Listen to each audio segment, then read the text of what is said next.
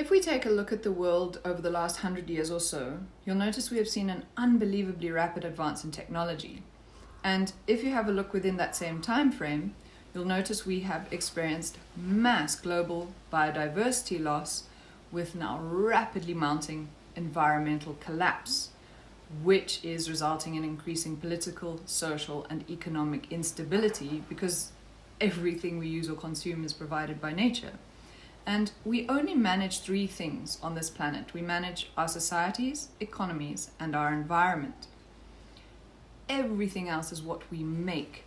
We do not manage technology. We only manufacture it, and then we use it in its millions of various forms as tools to make or produce everything we need, from food to spacecraft, all of which help us as we manage our societies and our environment. If we are experiencing rapid advances in all we manufacture and produce, but equally rapid collapse in all we manage, it can only mean one thing. The cause of our increasing problems is management.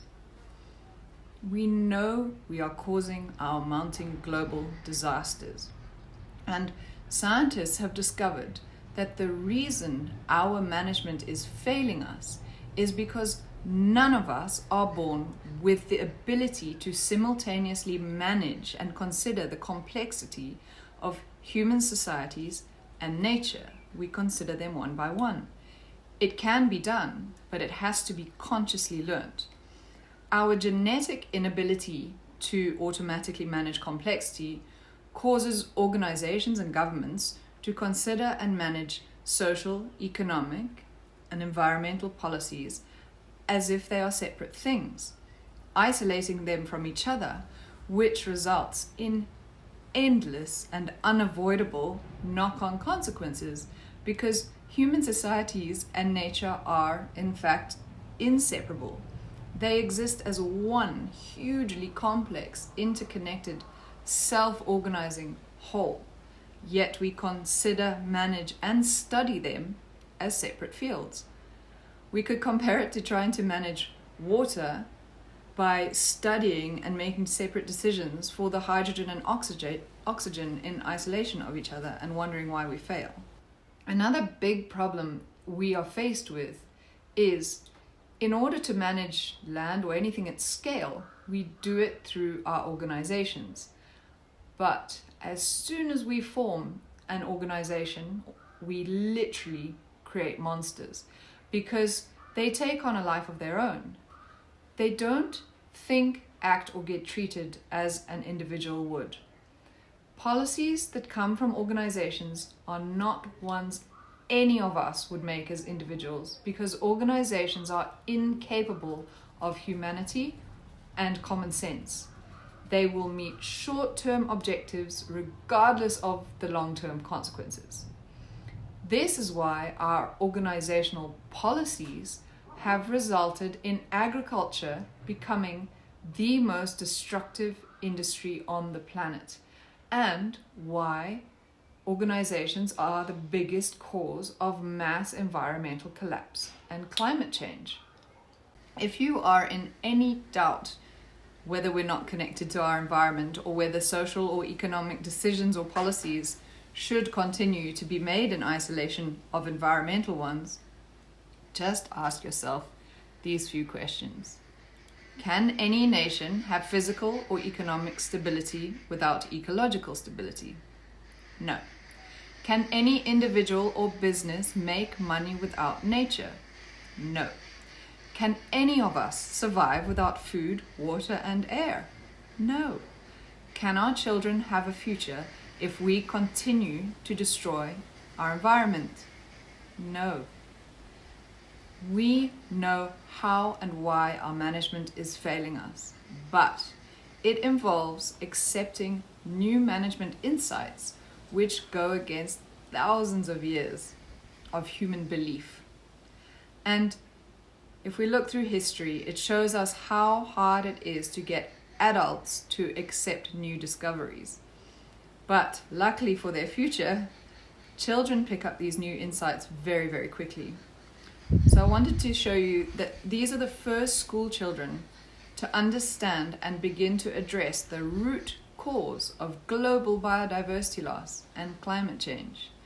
These children have learnt to use the guiding filtering process of the holistic management framework, which ensures they make decisions based on the universal law that their physical and financial stability are inseparable from and entirely dependent on nature, which means that almost every single decision they make and every policy any government develops will involve simultaneous and unique social, economic, and environmental considerations and consequences.